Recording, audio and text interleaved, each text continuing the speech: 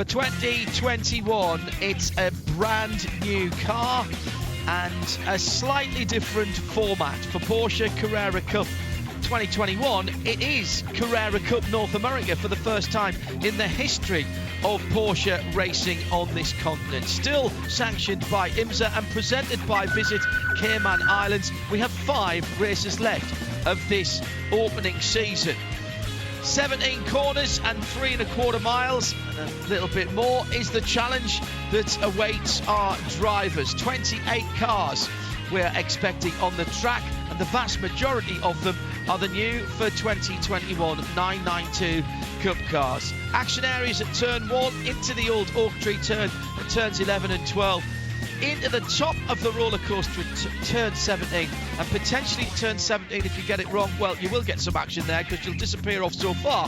You'll need to show your pass to get back into the circuit. It's a beautifully poised championship at the moment, and I'm delighted to say that joining me in the broadcast centre is Jeremy Shaw. A championship, Jeremy, that I have to say I wasn't sure about going to a full pro setup at the top of the championship, but it's worked exceptionally well. It's attracted new, young pro drivers on a career path, and we've got 3 or 4 of them, actually more than that, but certainly 3 or 4 who are still in with a championship chance at the top of the field, and in particular Parker Thompson and the 2 Kelly Moss Road and Race drivers, Kai van Berlo and Sebastian Priaulx. It's been brilliant so far, and possibly the best is yet to come. I think you're absolutely right, John. Yes, Kai van Berlo, he's won 5 races to the 3 of Sebastian Priaulx, but Priaulx, as a result of having the 5 points for pole position on 7 occasions prior to this weekend to the just 1 of Kai van Berlo, means that Sebastian Priaulx comes into this penultimate weekend of the season with a 44-point advantage over his teammate in the championship. Parker Thompson, he's only another dozen or so points behind in 3rd position. It's really down to those 2 Kelly Moss guys. And the qualifying was held in wet conditions this morning. It looks like it's going to be dry for the race, though. Well, let's have a look at how they will line up. Jeremy Shaw will take a deep breath before he goes through this grid of cars. 3 classes of cars, the 991s, and 2 separate classes of 992 Cup cars that are separated by the drivers. Jeremy, how will they line up for this 45-minute race? Yeah, with 28 cars, you say the 5 991 cars, the remaining 23 are all 992s, of which 13 of them, a baker's dozen, are pro contenders. Starting at the back, then are a couple, actually 3 991 cars. Grady Willingham in car number 21, alongside Craig Conway in car number 97. On the 26th position, Joe Still in car number 8. The last of the Pro-Am 992s is Bill Smith in car number 42. Row 12, Vernon McClure in car number 12, alongside Jeff Myshak in car number 29. Thomas Collingwood in car number 69, and Steve Dunn making his debut this weekend will share row 11 in car number 16. Connor Flynn, number 95, in the 20th position, alongside John Goetz in car number 57. Row 9, Tim Pappas in car number 54, alongside the 991 pole sitter for the 5th time this season, is the points leader for Goldcrest Motorsports. In car number 55 is Matt Holcomb. 8th row of the grid, Kurt Swearingen in car number 17, alongside Hutton McKenna in car number 88. Row 7, Sean McAllister in car number 2, alongside Efren Castro in number 65. He is one of the Pro-Am contenders. Next ahead of him on the grid in 12th is the points leader in Pro-Am, car number 99 for I'd Fly Kelly Moss, is Alan Metney. Ahead of him on the grid and all pro cars in 11th position, Dylan Murray in car number 38. Row 5, Ryan Gates in car number 11 and Maxwell Root in number 7. Row 4, TJ Fisher in car number 58, alongside Sebastian Carrazzo in car number 27. The veteran Lee Keane in car number 12 will start 6th, alongside Parker Thompson in number 9. Row 2, Riley Dickinson in car number 53, and Eric Johansson from Sweden. An excellent effort in the rain for MRS GT Racing in car number 14 will start 3rd. And on the front row, Seb Priaulx, the championship leader, will start 2nd in car number 15. And on the pole position, the young Dutchman for Kelly Moss Road and Race car number 3 is Kai van Berlo. So that's how they will line up. Remember, they are teammates in terms of they both have their cars under the Kelly Moss Road and Race awning. They are racing for themselves and for a championship. Kai van Berlo then in the mostly white and green car, the number 3 on driver's right as they come to the green flag. The multicoloured, multimatic car on driver's left is Seb Prio, waiting for the green flag. It's a beautiful start, bringing them down at a relatively slow pace. It's a long run to the first corner here at VIR. Wait for the flat sixes to burst into life. There it goes. And there they go, green flag, and a brilliant jump by Kai van Berlo, who jumps off into a substantial lead, but still feels the need to defend going down into turn 1 as Sebastian Prior hits the inside curb early, or at least gets close to it to try and dissuade anybody from going down the inside. Not a bad start from both of the front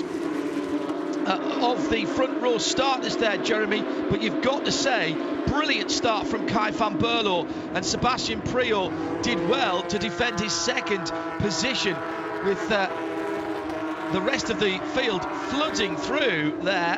Who's made the best of the starts after that?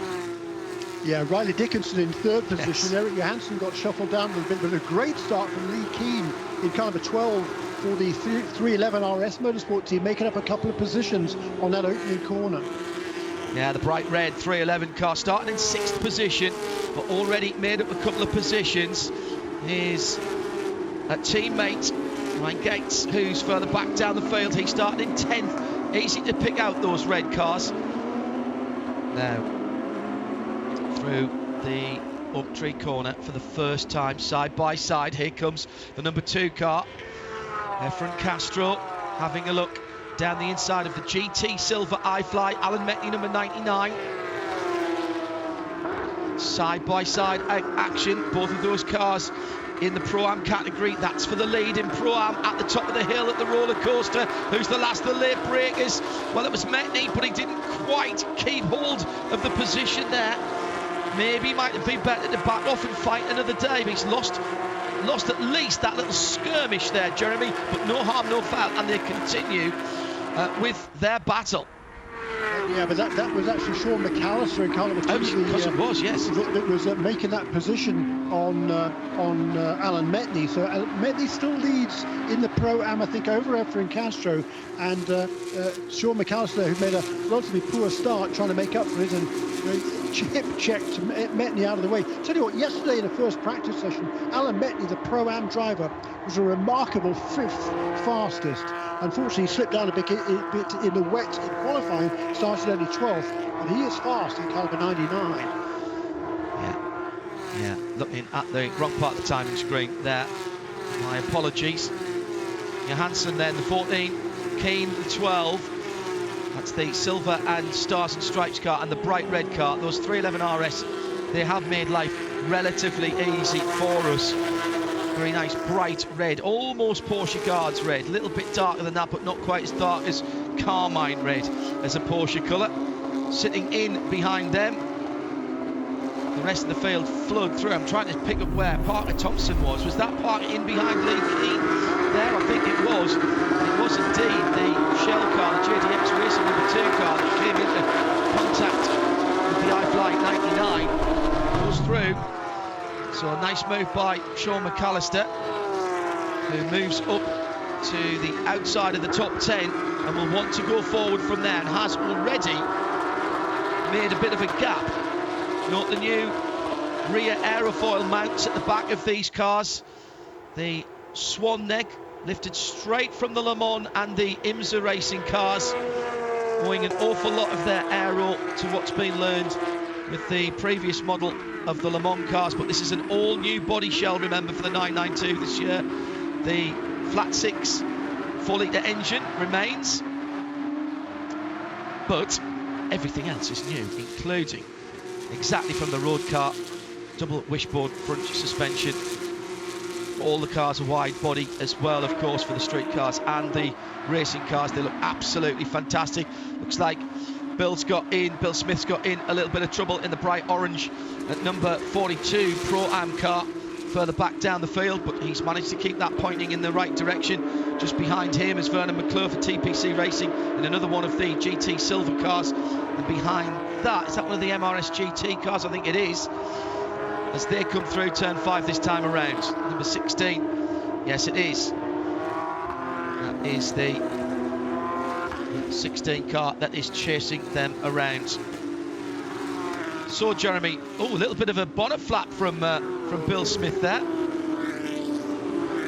Hopefully that's not going to be a problem. Yes. Steve Dunn sitting in behind Bill Smith in that other silver car. And Steve Dunn making his debut in the championship this weekend. He did a couple of Lamborghini races a few years ago, and then made one start in the, I think it was the Rolex 24 he did as well. So he's got not a lot of experience, but he's making his debut this weekend in the second of the MRS GT cars. So just to underline the fact that the pro drivers are rated pro because of their age and their experience. Remember, we used to have the old Masters category in the previous iteration of this before we went to Carrera Cup. That's the second class is Pro Am, and they are all in the 992. The 991 category is a different iteration of car. A little bit of bump and grind going on, and Lee King getting involved there in that number 12 with Johansson, and here comes the number 9 of Parker Thompson. Parker not qualifying where he wanted to be, and he's gone through. That was a nice move, wasn't it, from Parker Thompson there, taking full advantage of that. Yeah, really good move by him. As you say, he qualified. This is his first time here. It's quite a few drivers' first time here. Certainly not the case for Lee Keane, who's won here before in ALMS competition. So another look at see what happened. There's a bit of a bump on the rear there from the 12 to number 9, and in turn number 14, I think, at turn 4. But they all stay in just about the same position. Yeah.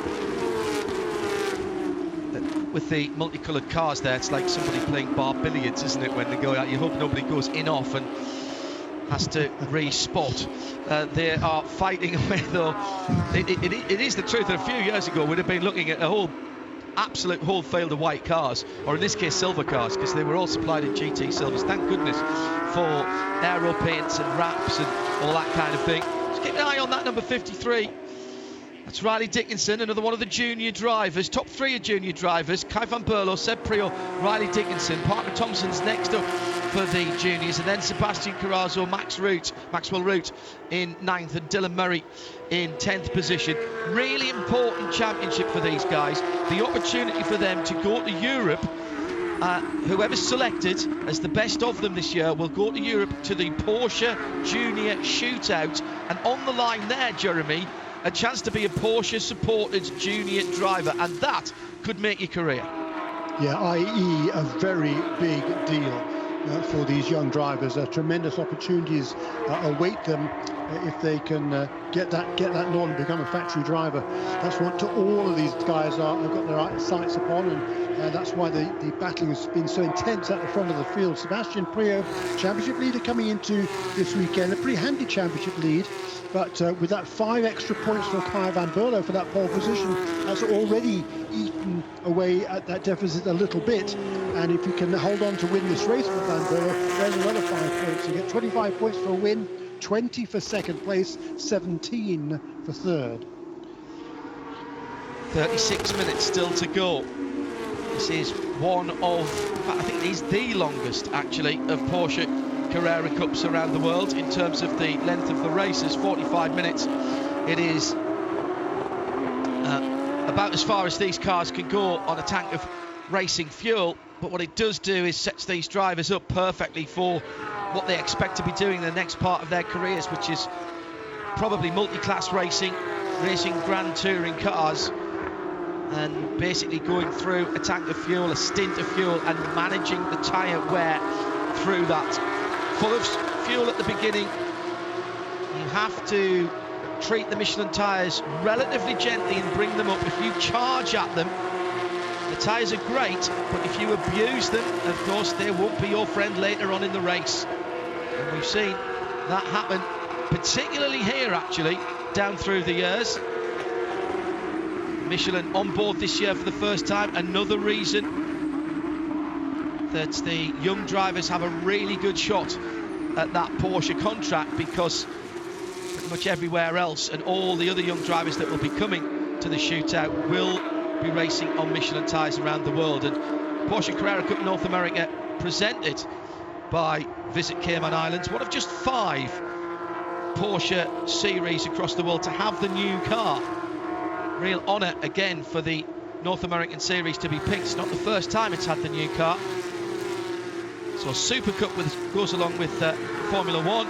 Of course, they've got the new car this year, along with Porsche Carrera Cup Asia, Benelux, Germany, Deutschland, and here. Those are your 5. And the cars have been setting really good times. 1:47.2, Jeremy, around here for Kai van Berlo is by no means a slouch, even at this early part of the race, with the car still heavy with fuel. Yeah, very true. And last time around, actually, said Priaulx just a little bit quicker than Kai van Berlo, maybe almost 0.2 of a second. But the deficit already is 1.3 seconds between first and second. Ryan Dickinson holding on in 3rd position. Eric Johansson in 4th there with this big train of cars behind him. He's holding on ahead of Parker Thompson, who's now pulled away a little bit from Lee Keane after making that pass a couple of laps ago. But this little gaggle of cars here fighting over 4th position. They're falling quite rapidly behind the 3 leaders. Not sure what the correct collective noun for a whole group of Porsche racing cars is. Parker Thompson down at turn 1, still battling then with the number 14. He's gone through there. That's a change of position, so Eric Johansson goes down to 5th and Parker Thompson goes up 1 position in that distinctive red, white, grey, and very proudly carrying the maple leaf of Canada, as Parker Thompson is a proud Canadian. And now he sets off in pursuit of the 2 leaders. He's a couple of seconds behind at the moment, but let's see if he's got the pace in that number 9 to catch up with the leaders, the JDX racing car. Jeremy? Yeah, we'll see now. He certainly was made a couple of nice passes already there for Parker Thompson, but he's already 6.5 seconds, 7 seconds behind that top 3. Sebastian Priaulx, he set the new fastest lap of the race last time around at 1:47.072, so he is the fastest car on the track. Then of course here's a new lap record. The old GT3 Cup lap record around here was set in qualifying by McKay Snow, brother of Madison, who turned a 1:48.1. That was back in 2017. So these cars, these new 992 cars, of course, quite a bit quicker. Quite a bit quicker. Yes, the next Porsche Sport, the GT version of the 992, already testing. We expect to see it in IMSA competition in 2022 or 2023. That's the new GT3 version of the car, side by side across the line. Carraro has just gone off the track and taken off part of his front splitter. Now, one of the things that hasn't changed is that rubber front splitter end point, which just sticks underneath the car. It's an interference fit. You just push it on. It's not actually tacked on or fastened on. Oh my goodness, that is going to be a nightmare for Carraro as he was battling with Ryan Gates, and that is really going to slow him down. Terminal understeer without that piece on. It's just a piece of rubber on the bottom, but we've seen, Jeremy, in the past what a difference that makes to the setup of the car. It's essential to have that piece of rubber on the front of the car. Yeah, it really is. As you say, he's fallen now behind. He's lost 2 positions on that lap, 3 positions I think on that lap, because ahead of him now are Sebastian Carraro, you said, Ryan Gates, Sean McAllister in that Shell top-up car. He's moved ahead of Carraro as well, so very, very costly for the Puerto Rican in car number 27. I cannot believe that he'll do 30 minutes at any kind of pace, Jeremy, without just burning up those 2 Michelin front tyres. I've seen it before in shorter races And as I say, it's a new car, but one thing that hasn't changed is how important that piece of rubber is that is lying by the side of the circuit. It looks like a draft excluder that you'd stick onto the bottom of your garage door, and it actually kind of fits on to the front edge of the spoiler at the front end, the splitter at the front end, and you push it on. Some people use a clip at the very outside edges beside the wheel arches themselves.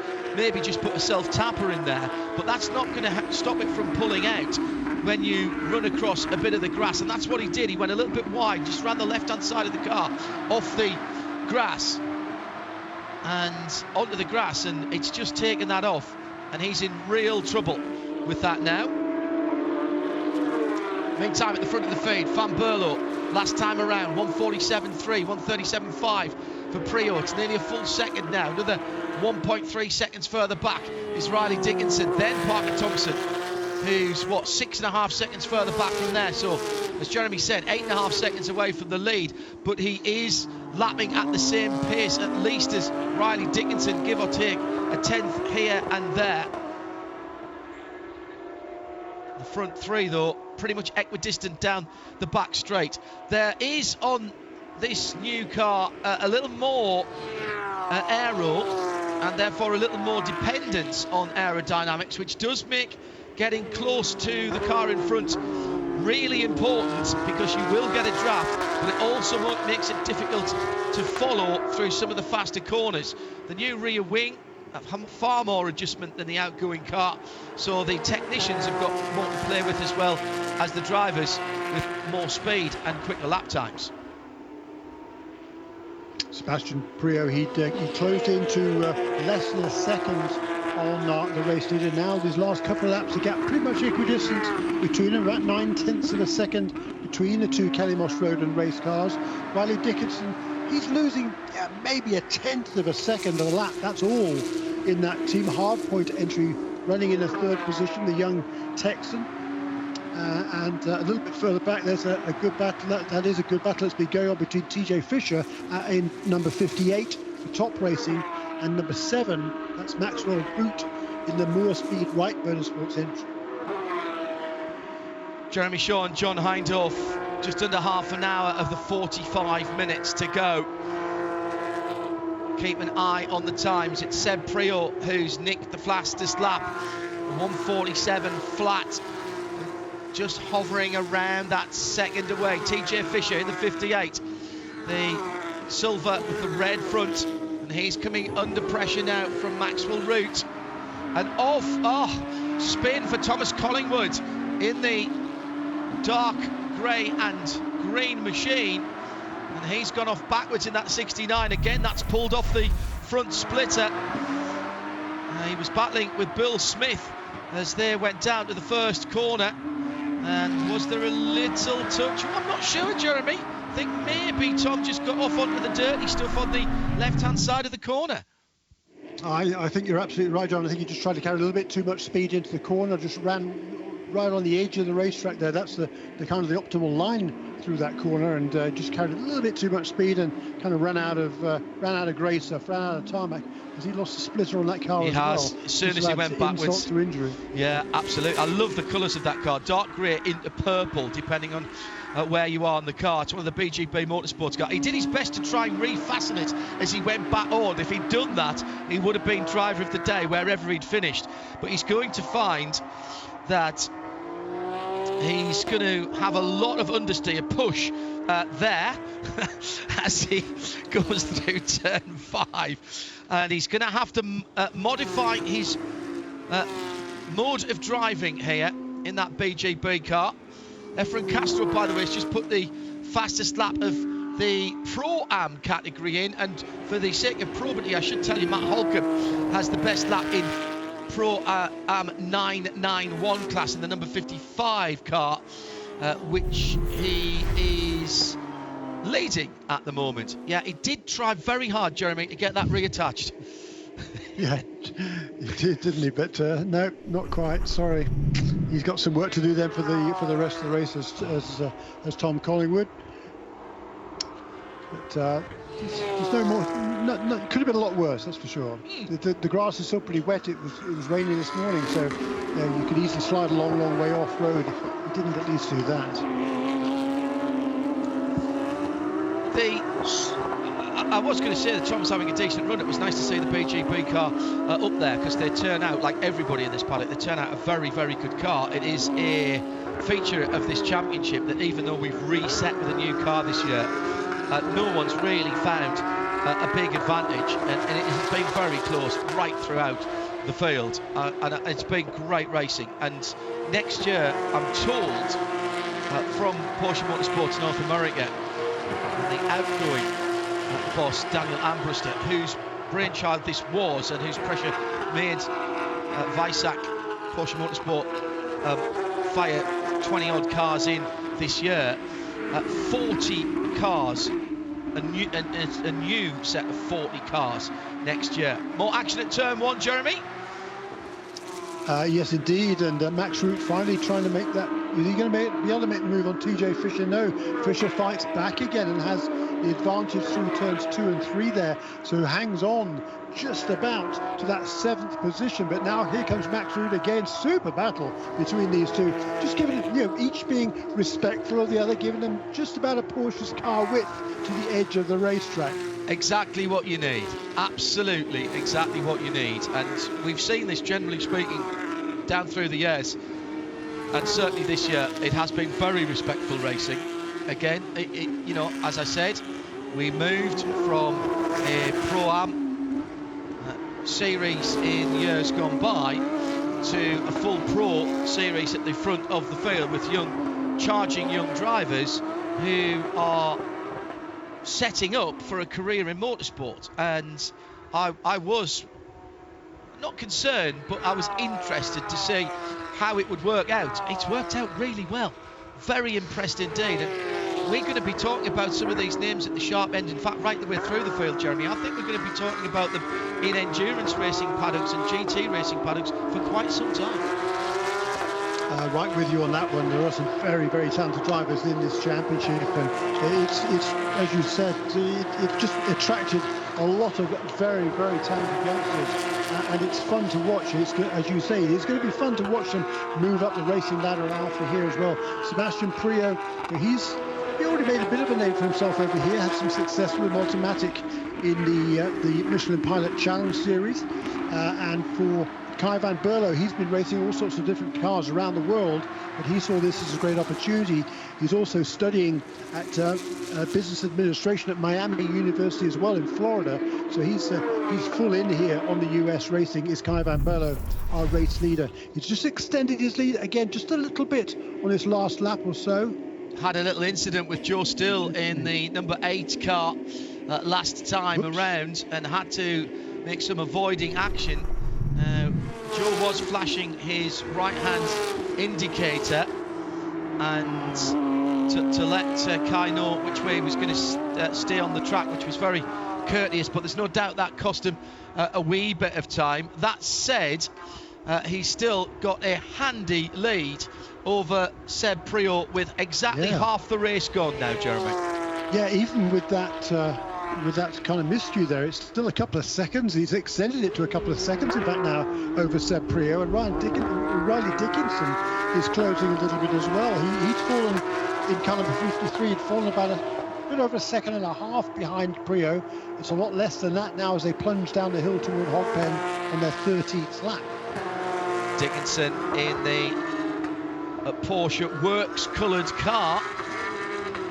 It's the red, black and grey with a bit of white on it, the shield design. If you look at it from above, it mirrors, actually, a very clever piece of design. If you look at it from above, it mirrors the Porsche bonnet, the hood badge, in terms of its shape. That design on Riley Dickinson's number 53 Team Hardpoint car. Now, further back down, we wondered what would happen to the number 2 car of Sean McAllister. Well, he's caught Ryan Gates in the red 311 Motorsport car. That's the number 11 car, and right ahead of that is the highlighter green car of Dylan Murray. You can't miss that one. And now the Porsche with the Shell top-up livery on the side. Very classic Shell livery on that car. It's one of the JDX cars, and he's right with them, Jeremy, for another couple of places. Which, if he disposed of these two, will take him into the top 10 and take him into 9th position if he can get past these two. Yeah, having started in 14th, that certainly represents good progress for the Californian Sean McAllister in that JDX Racing top-up number 2. JDX, good to see them back in again this year. Staunch supporters of the Porsche Championship down through the years. Just a little bit of a rub on the left front of Sean's car there. Looks like he's had a little contact with somebody's Michelin Pilot Cup tyre, but it hasn't done any damage. And crucially, he's still got the little bit of rubber underneath the front spoiler intact. Had a good look around a couple of Cup cars recently, and they are fairly sophisticated machines. Choice was made to put the ABS on the cars here in North America. It's the choice of each Carrera Cup as to whether to have the ABS or not. And North America have chosen to do it. The reason being, having talked to Porsche Motorsport North America, they believe that the championships that these young drivers are likely to go to next will have ABS. So GT3 would be the next logical step up into something like the WeatherTech Sports Car Championship, possibly a GT4 in the Michelin Pilot Challenge, and they all run race-bred ABS systems, so they have been fitted to the North American cars. Makes certainly good sense to me, no question about it. And these cars are giving these drivers a great education. There's Ryan Gate, the second of the R11, the 311 RS cars off the road. That's going to cost him the 10th position to Sean McAllister. Yeah, that's one that Sean didn't have to make the move on himself there, as Ryan just made the mistake. It's a tiny mistake, just comes in. He's already losing it. Yeah, losing that a long way back, Jeremy. You could see him making those corrections.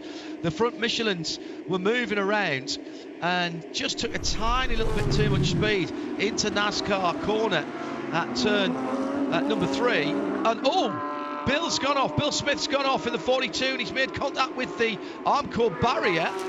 Now that, I think, is coming out of Oak Tree and onto the back straight. No, it's not. It's the exit of 2, I think, isn't it? It is the exit of 2. My apologies. Yeah. There's very few places that you can go far enough off to hit here. Well, he's lost the back end as well there, Jeremy. Onto the wet grass and hard into the barrier. Photographer should have been facing the other way. Would have got a great shot. But they build them strong in Weissach.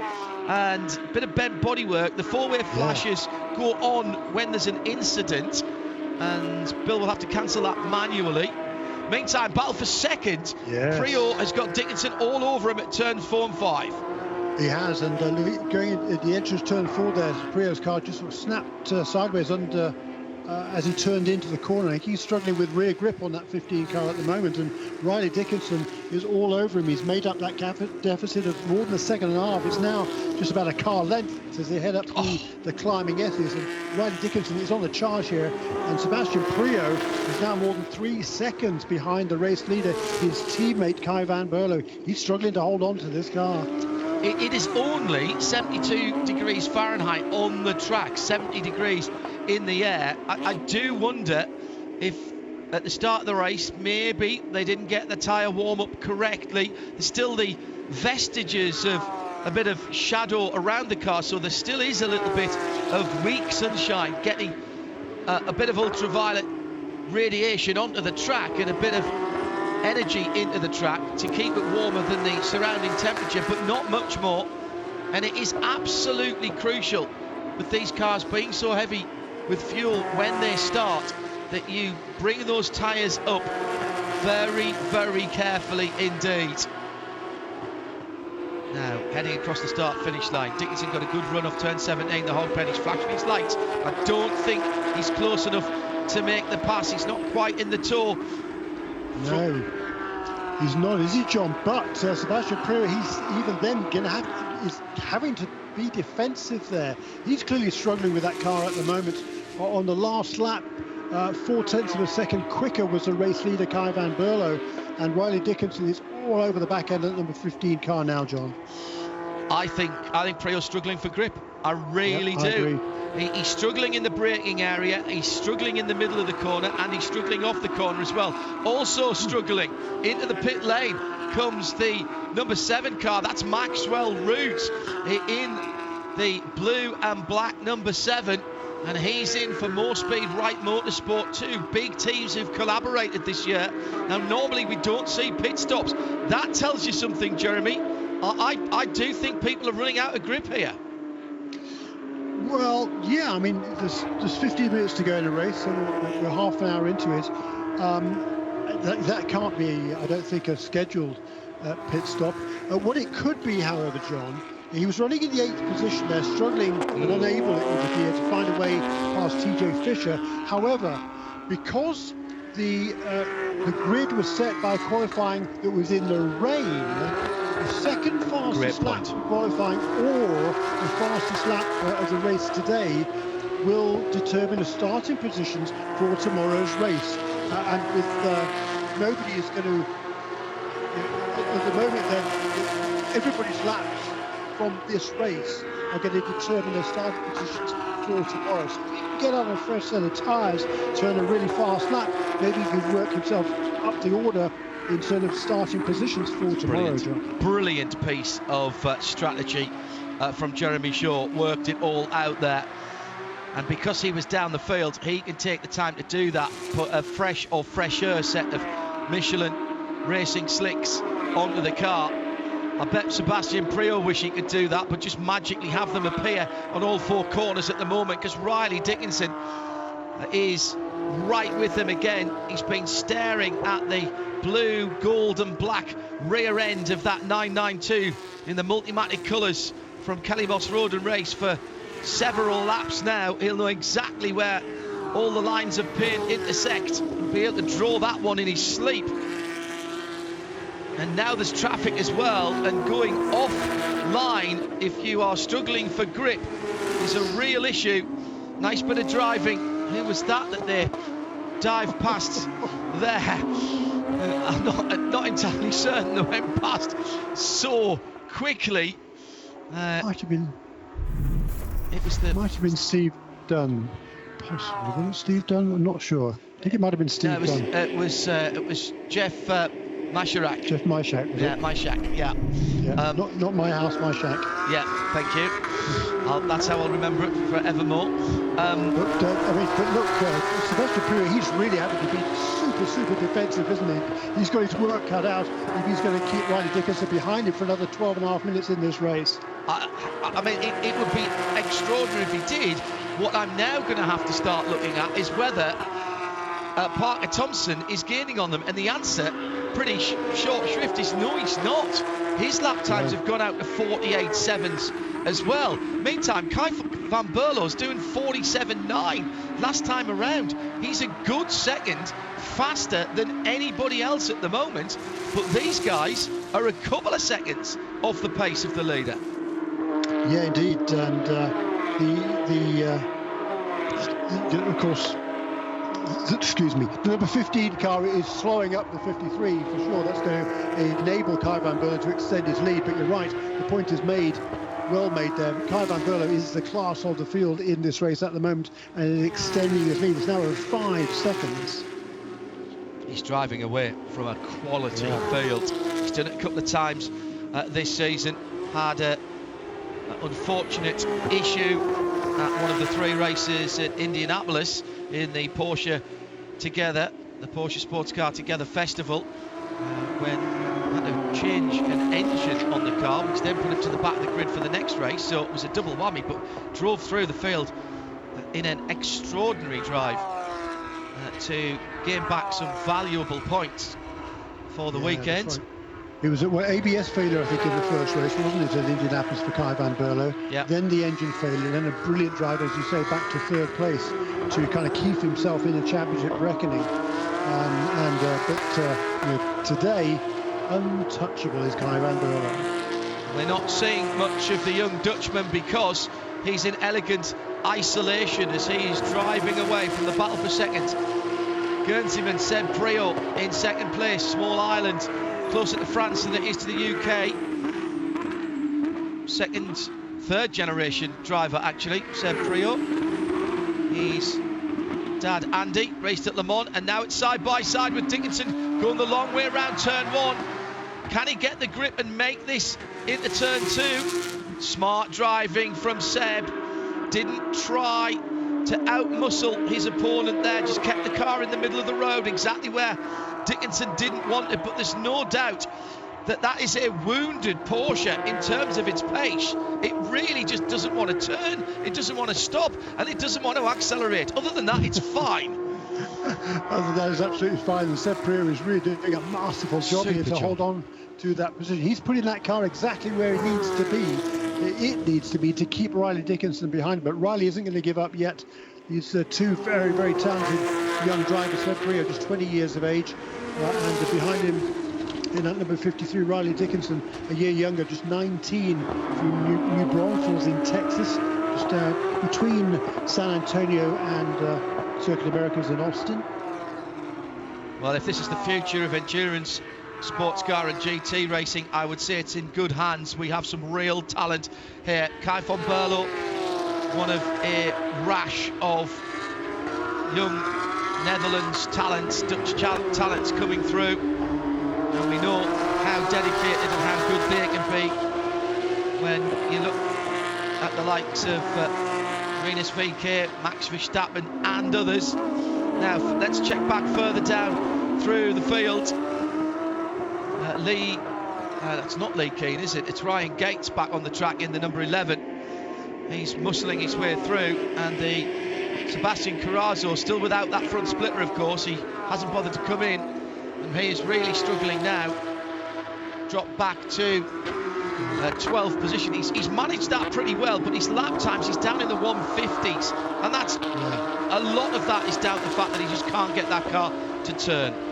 Yeah, absolutely right, and there's Joe still having a bit of a moment there, but what Carrazzo is doing is he's maintaining position ahead of Efren Castro. That's bad news for Castro, because ahead of both of them is Alan Metney, who leads the Pro-Am class. Efren Castro is in second position, and he's unable at this stage to get past Carrazzo. He needs to get past Carrazzo if he's going to track down Alan Metney for the Pro-Am lead. Metney currently in number 99 in the 11th position overall.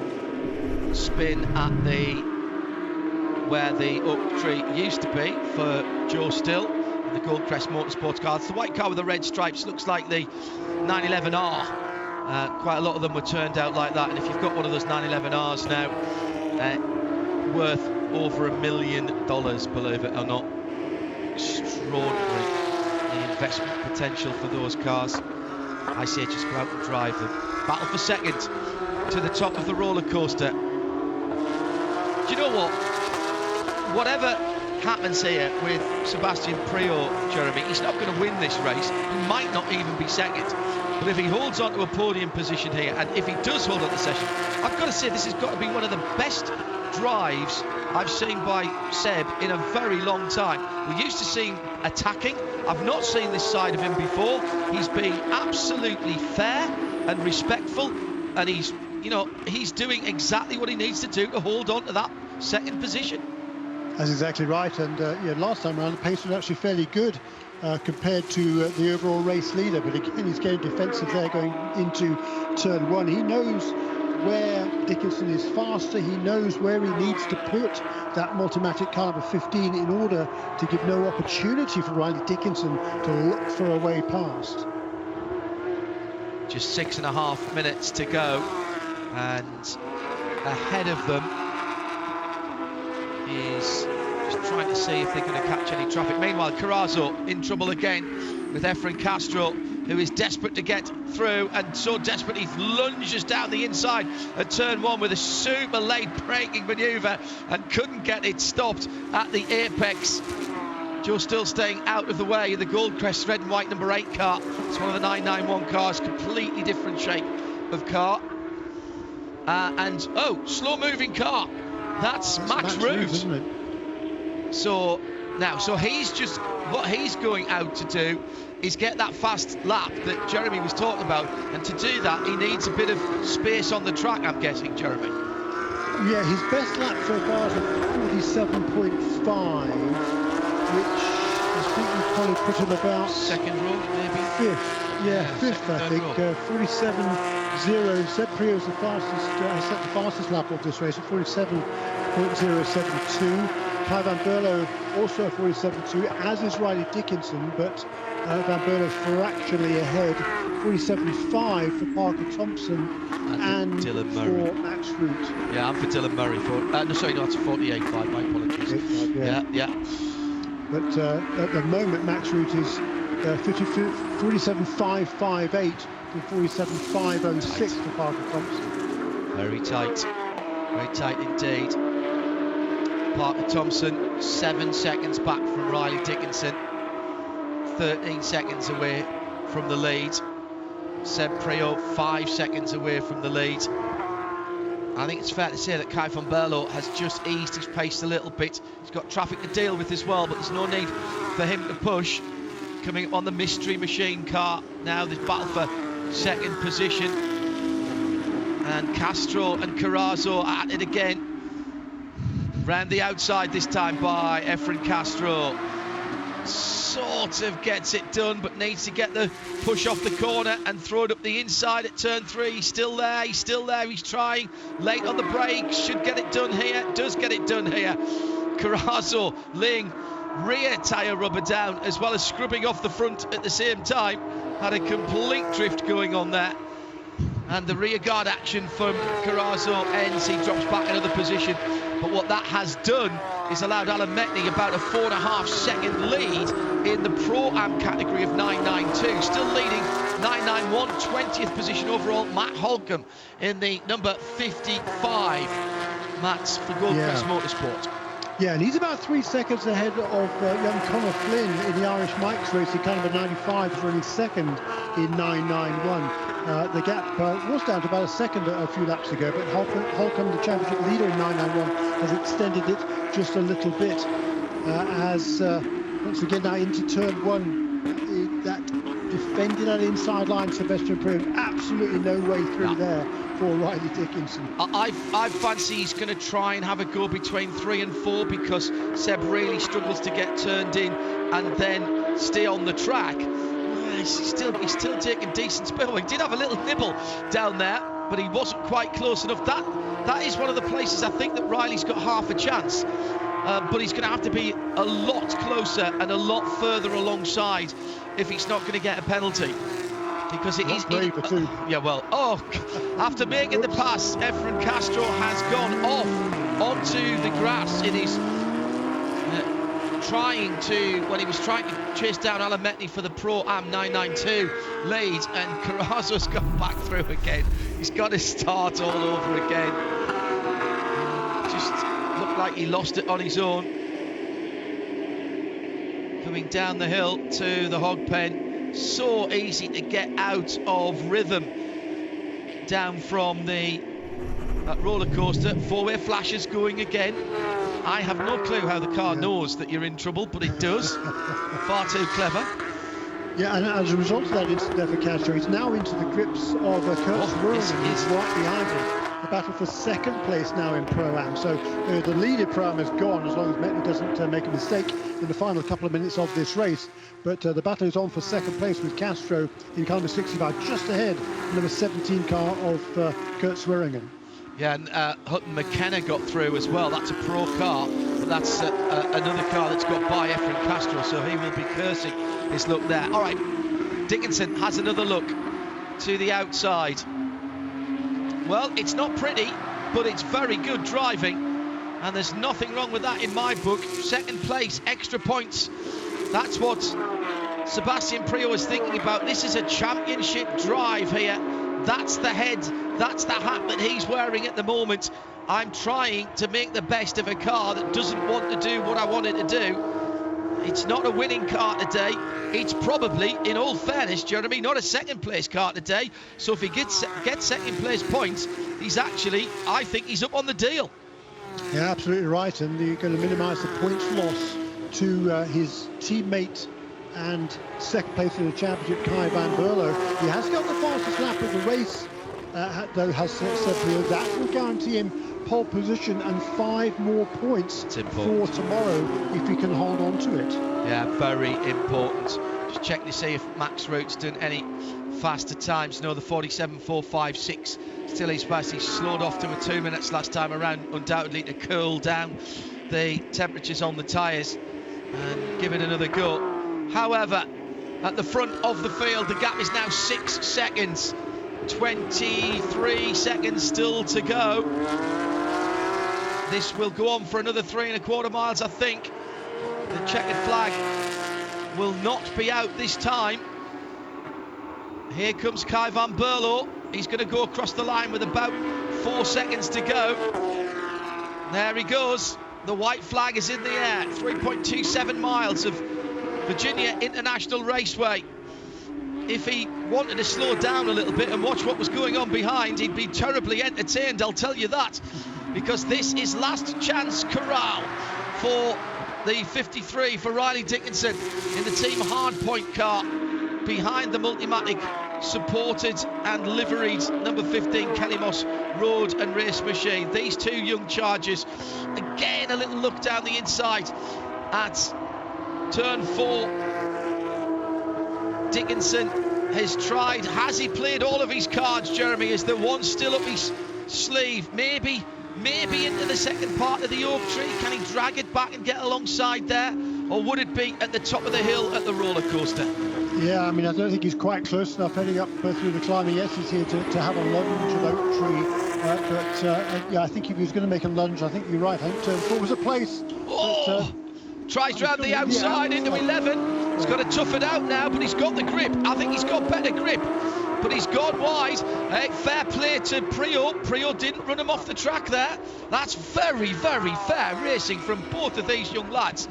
I'd literally take, if I had a hat on, I would take it off and wave it in their general direction, as I would for the man at the front of the field, because Kai van Berlo from pole position has not put a Michelin tired wheel wrong, and the 45 minutes plus another minute and 48 seconds has elapsed, and after 26 laps he will take the first of 2 races at VIR for the 2021 Porsche Carrera Cup North America, presented by Visit Cayman Islands. Exemplary drive, and now we wait 6 seconds and it will be Prio. Where?